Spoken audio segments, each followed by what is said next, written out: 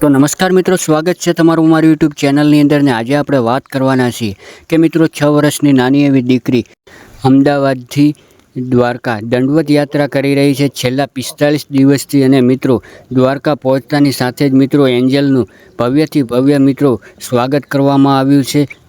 तो मित्रों आगळ बात करवामां आवे तो सौथी पहला जो मित्रों तमे अमारी चैनल पर पहली बार आया हो तो चैनल ने सब्सक्राइब और विडियो ने लाइक करवानुं बिल्कुल भूलता नहीं, कारण के मित्रों आपणी चैनल पर तमने सौथी पहला आवा अवनवा गुजराती विडियो जोवा मळी रहेशे। અને સોશિયલ મીડિયાની અંદર મિત્રો આ 6 વર્ષની નાની એવી દીકરી એન્જલના વિડીયો એટલા બધા વાયરલ થઈ રહ્યા છે કે વાત જ ના પૂછશો। અને આગળ વાત કરવામાં આવે તો સૌથી પહેલાં એન્જલને ઘણા બધા લોકો મોંઘી ગિફ્ટ પણ આપી રહ્યા છે અને ઘણા બધા લોકો તો એન્જલના પગ પણ દૂધથી ધોઈ રહ્યા છે। તો મિત્રો આગળ વાત કરવામાં આવે તો આખરે એન્જલને આટલી નાની ઉંમરની અંદર દંડવત યાત્રા કરવાનો કેવી રીતે વિચાર આવ્યો।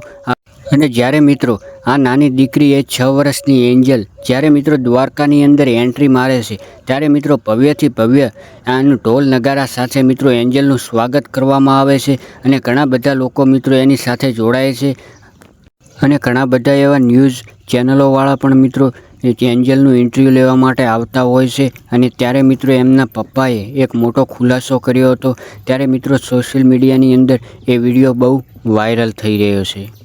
एक इंटरव्यूनी अंदर मित्रों एंजलना पप्पा एवं जणावी रह्या छे कि आखरे एंजलने द्वारका दंडवत यात्रा करवानो केवी रीते आटली नानी उंमरनी अंदर विचार आव्यो। त्यारे मित्रों एना पप्पा जाहेरनी अंदर जणावी रह्या छे कि मारी दीकरी ऊँघी हती अने सवारे उठी एटले मने कीधुं कि मारा सपनानी अंदर पप्पा काना आव्या हता अने कानाए मने द्वारका दंडवत यात्रा करीने आववानुं कह्युं छे। અને મિત્રો સાથે સાથે ખાસ એવું પણ જણાવ્યું હતું કે એન્જલે મને એવું જણાવ્યું છે કે કોઈ પણ મોંઘી કારની અંદર નહીં, કોઈ પણ મોંઘી ગાડીની અંદર નહીં, પણ દંડવત યાત્રા કરીને મારે દ્વારકા કાનાને મળવા માટે જવાનું છે। તો મિત્રો સત્ય ઘટના તમને હું જણાવી રહ્યો છું કે જે એન્જલના સપનાની અંદર કાના આવ્યા હતા અને કાનાએ શું કીધું એન્જલને, જે મિત્રો એના પપ્પાએ મીડિયા સામે મિત્રો ખુલાસો કર્યો હતો એ હું તમને જણાવી રહ્યો છું। તો મિત્રો આ કોઈ પણ ફેક ન્યૂઝ નથી, આ એક મિત્રો સત્ય ઘટના છે।